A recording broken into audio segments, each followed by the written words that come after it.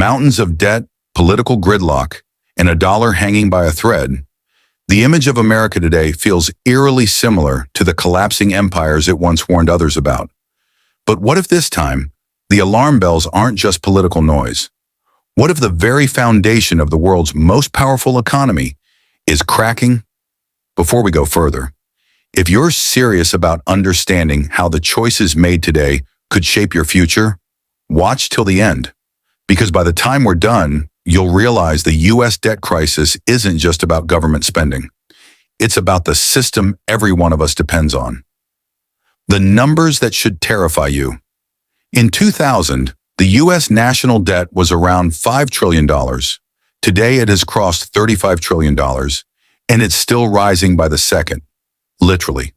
That's $100,000 of debt per citizen, including newborns. But the most shocking part?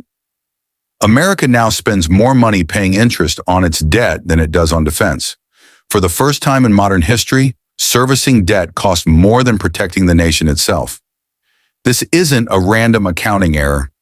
It's the result of decades of spending that outpaced growth, combined with political promises no one wanted to pay for.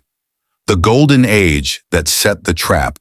After World War II, the U.S. was untouchable, a global superpower, the world's factory, and the backbone of global finance. The dollar became the reserve currency, oil was traded in dollars, and nations trusted American bonds more than gold itself. But success has a price. In the 1960s and 70s, as wars expanded and social programs grew, America learned an intoxicating lesson. You can print your way out of any problem. When Nixon ended the gold standard in 1971, the dollar became pure paper, backed not by gold, but by trust. That trust worked until now. The modern debt addiction, every crisis brought more borrowing. The 2008 crash, borrow. COVID lockdowns, borrow. Wars, subsidies, tax cuts, borrow again. Today, the U.S. government borrows $1 trillion every 100 days just to keep running. Think about that.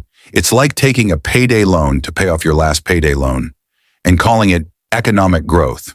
The scary truth is that America no longer borrows to invest, it borrows to survive. Debt has become oxygen for a system that's forgotten how to breathe on its own. The interest time bomb. Here's where things spiral. When interest rates rise, as they have, the government's debt costs explode. In 2020, interest on the national debt was around $400 billion. In 2025, it's expected to cross $1 trillion per year. That means $1 out of every 5 in taxes will go just to pay interest. Not hospitals, not schools, not infrastructure, just interest. This is the moment where history usually turns, because no empire in history, not Rome, not Spain, not Britain, survived when debt costs outpaced real growth. When a nation starts borrowing just to stand still, it's already falling. Why printing more isn't the answer. Anymore for decades, printing money seemed harmless. Inflation was low, interest rates were zero, and the dollar's dominance felt eternal. But now the world is changing. China, Russia, and even U.S. allies are exploring alternatives to the dollar. The BRICS alliance is building trade systems outside of U.S. control, and oil, once America's secret weapon, is now traded in multiple currencies. The dollar's monopoly is cracking, and with it, America's ability to print without pain is fading fast. If global demand for U.S. debt falls, who will buy the next $10 trillion? If investors lose faith, the only buyer left will be the Federal Reserve itself, printing money to buy government IOUs. That's when inflation becomes unstoppable. The human cost of a failing system. This isn't just numbers on a government spreadsheet. It's real life. Rising prices, unaffordable housing, broken healthcare, shrinking paychecks. These are the symptoms of a debt system eating itself alive. As the government prints more, the dollar you hold becomes weaker. As inflation rises, savings vanish. And as the rich find new ways to protect their assets, the middle class pays the price. This is how empires quietly collapse. Not through war, but through debt that rots them from the inside out. The political game that keeps it alive. Here's the cruel irony. No one in Washington wants to fix it. Raising taxes is unpopular. Cutting spending is political suicide. So instead, both parties point fingers while quietly voting to raise the debt ceiling again. Every politician wants to win the next election, but no one wants to save the next generation. It's a system built to delay pain, even if that means multiplying it later. The lessons from history. Rome debased its silver coins. France printed assignats before the revolution. Germany printed so much money in the 1920s that people burned cash for heat.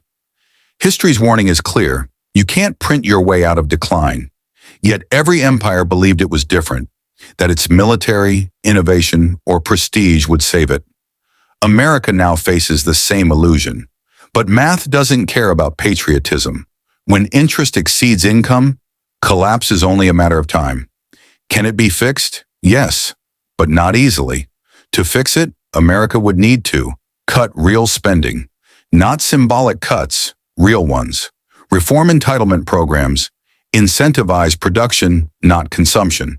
And most importantly, rebuild trust in the dollar by showing restraint instead of addiction. That means telling the truth to voters, even if it's unpopular. It means short-term pain for long-term survival. But there's one glimmer of hope. History also shows that crises create reform. The Great Depression gave birth to social safety nets. The 1970s stagflation forced innovation. Perhaps the coming debt storm will finally force America to reinvent itself again. The choice ahead. The U.S. debt crisis isn't just about money. It's about mindset. It's about whether a nation that built the world's greatest economy can confront its own reflection and admit, we've been living beyond our means. Empires don't fall because of enemies. They fall because of denial. And right now, denial is Washington's favorite currency. If there's one lesson here, it's this. Every empire has its breaking point, but it's the people who decide whether it breaks or bends.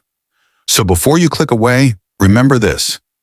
The system isn't hopeless, but it needs informed citizens who pay attention, who demand accountability, who refuse to let history repeat itself. Because change doesn't start in the White House. It starts with awareness, and it starts with you. If you made it this far, you're already part of the 1% who actually care about where the world is heading. Don't stop here. Watch our next video, Why the Dollar Might Not Survive the Next Decade. Because the story of money is the story of power, and it's only just beginning.